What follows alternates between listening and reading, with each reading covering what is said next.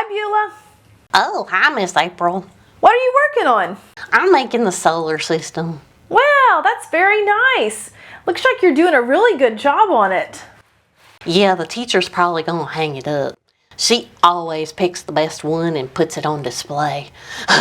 You should see Billy's. Oh, Billy has the same assignment, even though you guys have different teachers? I guess all the third graders have to make one. What does Billy's look like? Oh, it's a mess. I traced around a mayonnaise jar lid and other round things I found about the house to make sure my planets were perfect circles. But I think Billy just drew his by hand, and then he didn't cut them out too good. I'm pretty sure there ain't supposed to be straight lines in a circle. Well, some people are just better at using scissors than others. Oh, and his orbit lines are all crooked. I sure wouldn't want to be on one of his planets. They're gonna smack into each other. I'm sure he did his best. Well, his best ain't even as good as my worst. Oh, that's pretty harsh. Well, it's the truth. You're always saying how we're supposed to tell the truth. Oh yeah, Billy also used a white poster board. Everybody knows that outer space is dark. Well, the black background is a nice detail. I almost didn't get it because the cashier at the store was so slow.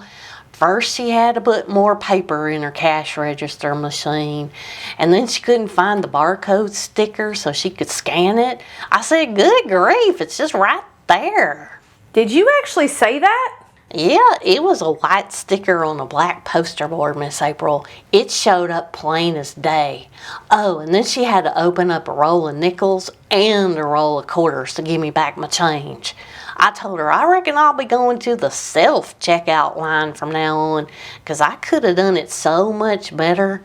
No wonder the Bible says that if you want something done right, you gotta do it yourself. No, the Bible definitely does not say that. It says that believers in Jesus are all part of one body and we need each other.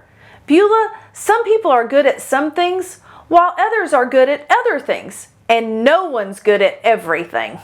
I beg to differ, Miss April. If I ain't good at everything, it's close. Another thing the Bible says is that we shouldn't think more highly of ourselves than we ought to.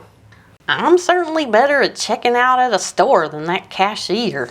You know, Beulah, you should have more patience with people.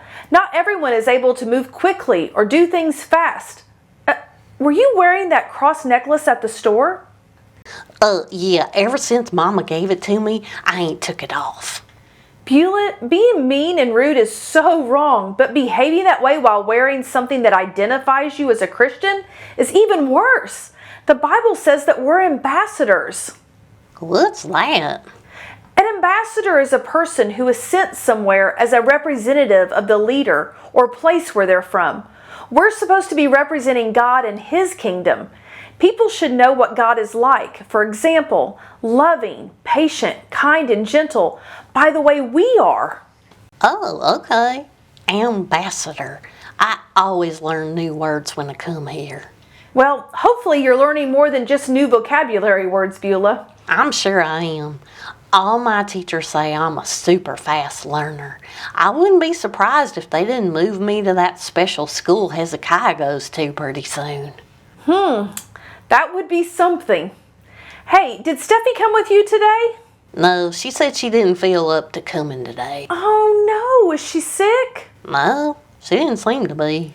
I wanted to ask her how the tryouts for the upcoming musical at your school went. Oh, she didn't get picked. But I did.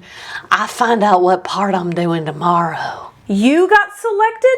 I didn't even know you were trying out for it. Well, I wasn't gonna, but Steffi kept saying I should so we could hang out more and go to practices together. Oh, poor Steffi. I know she was really hoping to get one of the singing parts. Well, I guess the director just wanted somebody who was the full package. What do you mean? You know, somebody who can sing real good and act real good, and somebody who's real smart and beautiful and has super beautiful hair. Is something wrong, Miss April? Once again, you've come at just the right time to hear what we're learning about today. Are you still talking about Daniel? Are we finally at the lions part? We've been learning about the king's food and his dream and his statue. Well, today's lesson is also about the king. Still no lions? Not today. It kind of seems like King Nebuchadnezzar is the main character in the book of Daniel. Well, he is in a lot of the stories. He even wrote chapter 4. What? He did? Yes, chapter 4 in the book of Daniel is Nebuchadnezzar's testimony.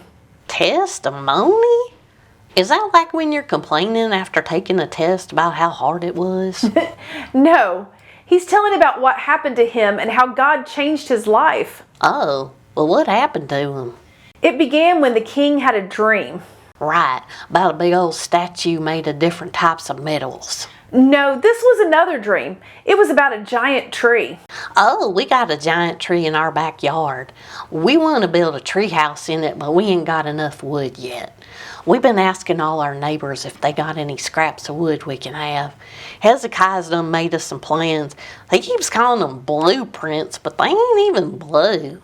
Wow, Billy's friend sure can do a lot of things. Well, he ain't the only one. I made some drawings too, and mine are a whole bunch better. How so? Well, mine ain't got all the number of boards figured out and all the sizes like Hezekiah's, but mine's got a downstairs and an upstairs with a skylight, a circular staircase, a fireplace, oh, and a spot to hang a flat screen TV. Goodness, a fireplace in a treehouse? That sounds really impractical. And how are you going to get all that stuff? I don't know. Maybe we can have a lemonade stand to raise the money. I make the best lemonade. I fill up half the glass with sugar and then I add the lemon water. Why don't we get back to King Nebuchadnezzar and his dream about the big tree? Ooh, did he have a treehouse in it? No, but it had fruit on it and lots of birds lived in it, and it provided shade for the animals. I wonder what kind it was. Our neighbor's got an apple tree in his yard. Yes, Billy told me about the apple throwing contest you guys had and how he got in trouble for it. Yeah, those apples made some real nice pies. Hey, I thought fruit trees don't grow real tall. That's true, but remember, this was just a dream that the king had, so it could be different from reality. Oh, all right. The next thing Nebuchadnezzar saw was an angel saying to cut down the tree. Oh, no. What about all them birds? Where were they gonna live? Another tree, I guess, because the big one was being chopped down, leaving only a stump. The angel said it was going to be wet with dew and eat grass like a cow for 7 years. Wait, how's the tree stump gonna eat grass? Well, you'll understand when you hear the interpretation. Oh, okay. Did the king's wise men have to tell him his dream first? No, this time the king told his advisors the dream, but none of them would tell him the meaning.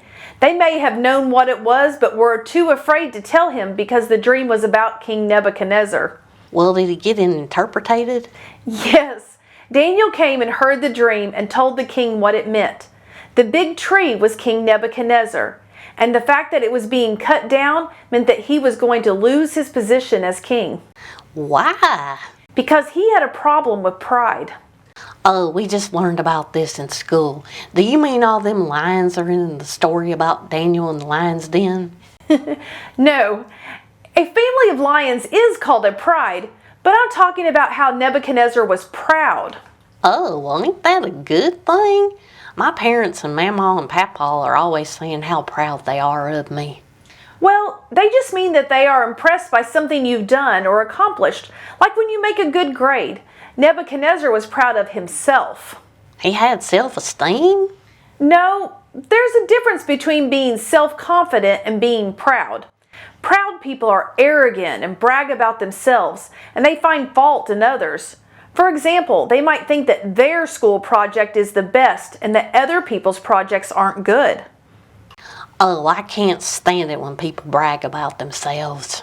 Someone with a problem with pride also mistreats others, especially people that they think aren't as important as they are, like people who work in checkout lines, for instance. Uh-huh.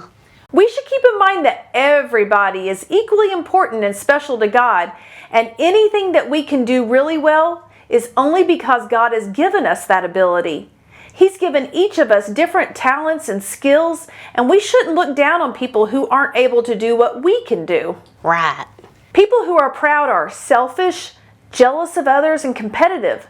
They talk mostly about themselves, and they also... Good grief, Nebuchadnezzar had all that stuff wrong with him? Well, I was just about to say that they also interrupt people who are talking because they feel like what they have to say is more important. Well, it's no wonder he lost his job as king. Yes, we should learn from Nebuchadnezzar's mistake. The Bible says that pride goes before destruction and a haughty spirit before a fall. And that's exactly what happened to him. Well, it's a haughty spirit. That's arrogance, thinking that you're better than other people. What happened? Did he fall? Yes. Oh, my mama fell once and broke her hip. Well, it doesn't mean that kind of fall. This type of fall means disaster and losing your high position or status. Oh. Daniel had warned Nebuchadnezzar that the dream meant that not only was he losing his position as the king, but he was also going to live outside like an animal for 7 years. Daniel told him he should change his ways, but he didn't. Oh, what happened next? One day, a whole year after the dream, Nebuchadnezzar was walking through his palace and he began boasting about how he had made such a great city and how Babylon's greatness showed how mighty and how powerful he was. Uh-oh. He didn't acknowledge that it was God who had allowed him to become the king. While he was in the middle of bragging, a voice from heaven repeated the interpretation of the dream and said that his kingdom was being taken from him. So he wasn't king no more? For 7 years he wasn't. He lost his mind and lived outside and ate grass like a cow. The Bible said his hair and his fingernails grew really long. Oh, he could have braided his hair real pretty, like mine. Yeah, I guess so. Well, did he find it? Find what? His mind. You said he done lost it. That's just an expression that means that he wasn't able to think clearly like a normal person. But after 7 years, his understanding returned to him, and he realized that God is the one who gives everybody their abilities, and that God is in control over everyone and everything.